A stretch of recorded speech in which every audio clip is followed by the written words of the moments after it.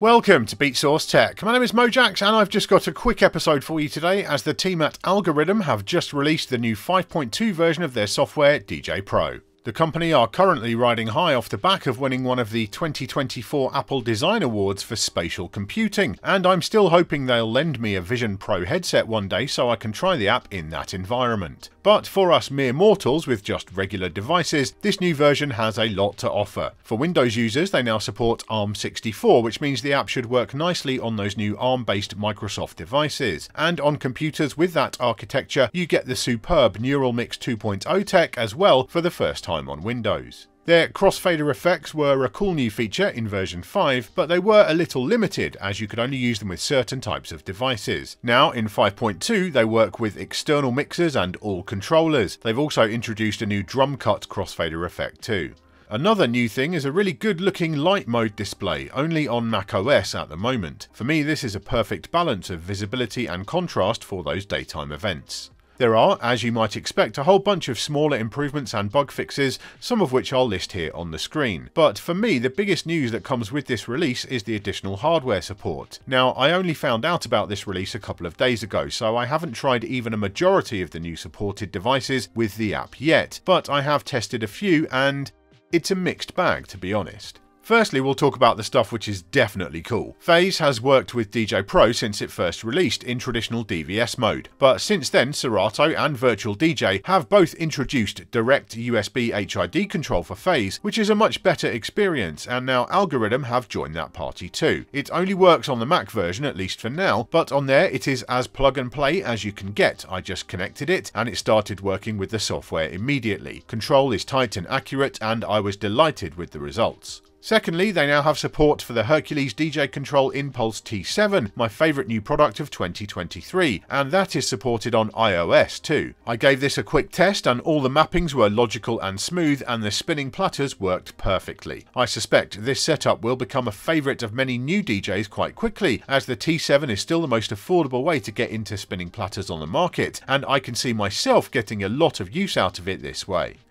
Support for the new Mixtor Pro is in this version. That controller has been designed by Reloop and Laidback Luke specifically for DJ Pro, so that was a given, but it's good to have it in there ready for when the device arrives on store shelves, which should be pretty soon. I believe I'll have a review unit in hand at some point in July.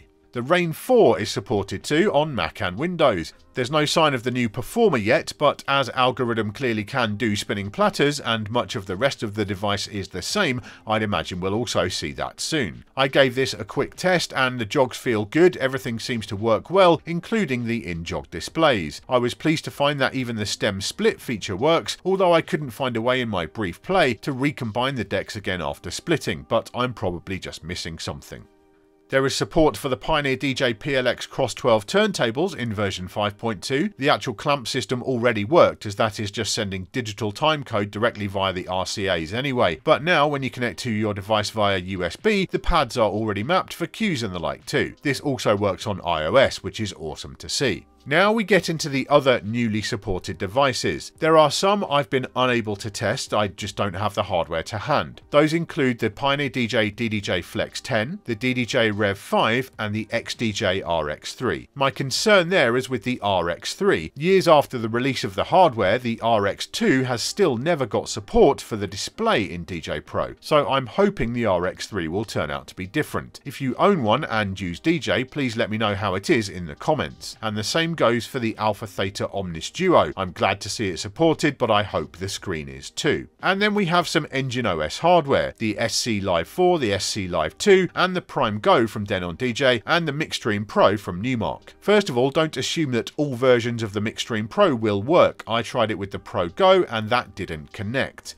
Secondly, and I don't know if I've missed this somehow or just have wiped it from my memory, but I assumed that when connecting my Prime Go, that DJ Pro would utilise the device's built-in display, but it doesn't, either on iOS or Mac. And doing some research today, it seems like that is just standard for all the Engine devices. The mappings work great, but the hardware screen will just be showing computer mode the whole time. Apparently that's due to a software limitation on the Engine side of things. The displays can't be accessed through iOS.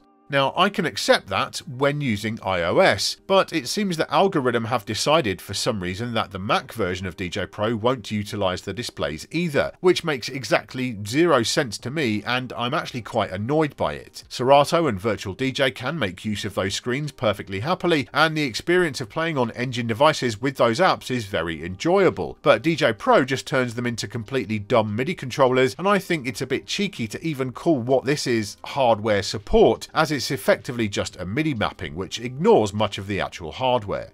I don't want to end this video on a down note. I do appreciate Algoriddim taking steps to support more hardware. That's one area of their platform which I and other voices like Cleveland Terry have been calling out for a while now, and so all of the new additions are welcomed. But I was so excited about the Prime Go support in particular, and I can't help but feel slightly let down by it. And yes, there is much to love in 5.2 as there was in version 5. Things like the T7 support and Phase HID mode are awesome additions, and I'm intrigued to get to know features like the crossfader effects better now that they work on more devices. So for me, this update is still a winner overall. If you're a DJ Pro user, get this version installed right away. It's a full release, not a beta. And let us know in the comments how you get on with it. And if you're not a DJ Pro user, tell us what features or hardware support might persuade you to switch in the future. Thanks for watching this episode of Beatsource Tech. I do hope you've enjoyed it or found it useful. If you have, please give the video a thumbs up and make sure you're subscribed to the channel so you don't miss any future videos. I'll see you next time.